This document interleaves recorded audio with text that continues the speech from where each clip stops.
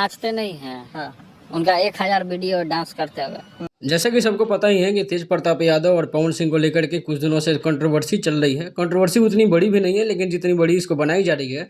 वैसे तो पवन सिंह और तेज प्रताप यादव का रिश्ता काफ़ी पुराना है। पवन सिंह और तेज प्रताप यादव के घर से भी अच्छा खासा रिश्ता है, और उनके साथ, उनके भाइयों के साथ, चाहे तेजस्वी यादव हो चाहे तेज प्रताप यादव हो, उनसे काफ़ी अच्छे से मिलते हैं पवन सिंह।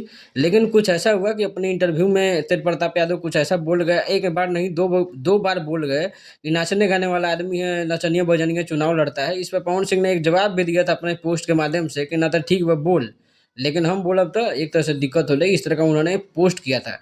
अब इस पे जब रिपोर्टर ने सवाल पूछा तो तेज प्रताप यादव ने सिंपली बोला कि क्या जवाब देंगे हमको, क्या वो नाचते गाचते नहीं है? उनका 1000 वीडियो है जो नाचते हुए दिखाई दे रहे हैं। जब नेता भाषण देता है तो उसको लोग बोलता नहीं है कि भाषण दे रहा है, उसी तरह नाचते गाचते हैं। अब नाचते गाचते हुए भी चुनाव जीत जाएँ तो अच्छी बात है।